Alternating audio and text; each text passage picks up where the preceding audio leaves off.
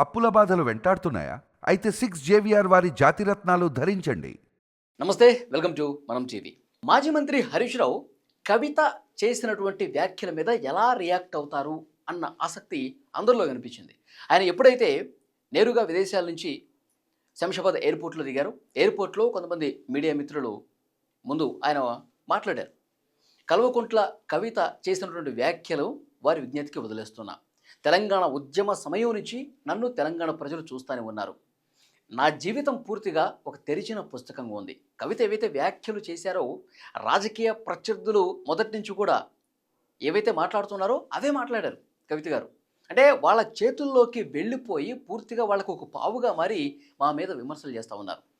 కేసీఆర్ గారి పట్ల ఎంత గౌరవంగా, ఎంత విధేయతగా ఉన్నానో తెలంగాణ ప్రజలకు తెలుసు. నా జీవితం మొత్తం కూడా అంత ఓపెన్ బుక్గా ఉంది. ఇప్పుడు ఎవరో వచ్చి విమర్శలు చేస్తే అది ప్రజలు కూడా యాక్సెప్ట్ చేసే పరిస్థితి లేదు అని కూడా చాలా స్పష్టంగా చెప్పారు. నేరుగా కేసీఆర్ని కలవడానికి ఫామ్ హౌస్కి వెళ్ళారు. ఫామ్ హౌస్లో ప్రస్తుతం మాట్లాడుతూ ఉన్నారు.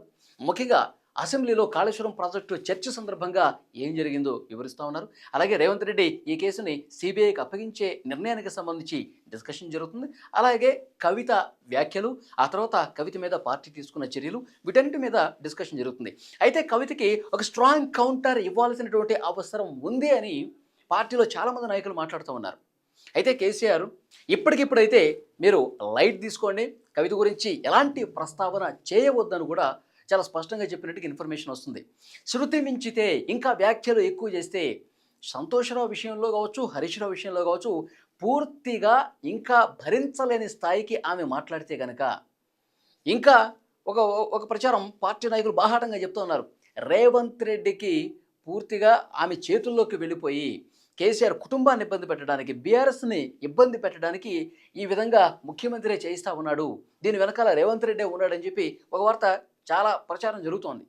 మరి అది ఎంతవరకు వాస్తవం అనేది రాబోయే రోజుల్లో తెలుస్తుంది. ఆమె పార్టీ పెట్టడానికి కూడా సిద్ధమైపోయారు. ఆ పార్టీ తెలంగాణ రాజ్యాధికార సమితితో ఇలా టీఆర్ఎస్ అని వచ్చే విధంగా ఆమె ప్లాన్ చేసుకుంటున్నట్టుగా తెలుస్తోంది. సో ఆమె పార్టీ పెట్టినప్పుడు ఇంకా కొన్ని బలమైనటువంటి విమర్శలు బీఆర్ఎస్ మీద, బీఆర్ఎస్ ప్రస్తుతం వారి కుటుంబ సభ్యుల మీద చేసే అవకాశం ఉందని జరుగుతుంది. అప్పుడు ఇంకా శృతి మించితే అప్పుడు మనం మాట్లాడాల్సింది మాట్లాడదాం, అప్పుడు మనం చేయాల్సింది చేద్దాం. అప్పటి వరకైతే కొద్దిగా ఓపిక పట్టండి. హరీష్ రావు కూడా ఇదే చెప్పినట్టుగా తెలుస్తోంది. మీరు ఆమె విజ్ఞతకే వదిలేస్తున్నా అని చెప్పి మాట్లాడారు కదా, అదే లైటర్ వే కొనసాగించండి. అవసరమైనప్పుడు నేనే చెప్తాను ఎంత బలంగా మాట్లాడాలి, ఏ విషయాలు మాట్లాడాలని కూడా. అప్పుడు మీరు మీ నిర్ణయం మీరు తీసుకుందరు, కానీ మీ కౌంటర్స్ మీరు ఎదురు. కానీ ఇప్పటికైతే ఆమెను చాలా లైట్ తీసుకోండి, ఆమెను వదిలేసేయండి, ఆమె మానాన ఆమె పాటలు ఏమో పడుతుంది, మనం లైట్ తీసుకుందాం అని చెప్పినట్టుగా ఇన్ఫర్మేషన్ వస్తుంది. సో ఈ వీడియో చూస్తున్న మీరు స్పందించండి. కల్వకుంట్ల కవిత ఎందుకు ఈ స్థాయిలో రివర్స్ అవడానికి కారణం ఏం కనిపిస్తుంది? మొన్నటి వరకు అన్నా చెల్లెళ్ళకి గొడవ జరుగుతుందేమో అనుకున్నారు. కేటీఆర్ మీద ఆమె విమర్శలు చేస్తోంది. ఏది ఆమె పెట్టినటువంటి ఆ లెటర్ ఏదైతే ఉందో అది బహిర్గతపరిచినప్పుడు కేసీఆర్ చుట్టూ దెయ్యాలున్నారు, పూర్తిగా నన్ను ఇబ్బంది పెట్టే కార్యక్రమం చేస్తూ ఉన్నారు, ఇవి మాట్లాడారు కదా. అంటే కేటీఆర్ని ఉద్దేశించి అన్నారని చెప్పి ప్రచారం జరిగింది. కానీ ఆ విషయంలో క్లారిటీ ఇచ్చేశారు.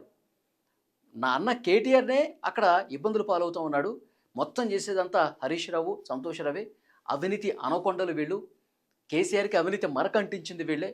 ఈరోజు సిబిఐ కేసు వెళ్తుందంటే ఆ అవినీతి మొత్తం కూడా కేసీఆర్కి అంటిందంటే దీనికి కారణం వీళ్ళే, ఇది కదా మాట్లాడింది. సో డెఫినెట్గా ఆమె ప్లేట్ ఫిరాయించడానికి రీజన్ ఏంటి, ఆమె ఈ విధంగా మారిపోవటానికి కారణం మీకేం కనిపిస్తుంది? నిజంగా వెనకాల కేసీఆర్ రాజకీయ ప్రత్యర్థి ఇదంతా నడిపిస్తున్నాడని మీరు భావిస్తున్నారా? Please comment.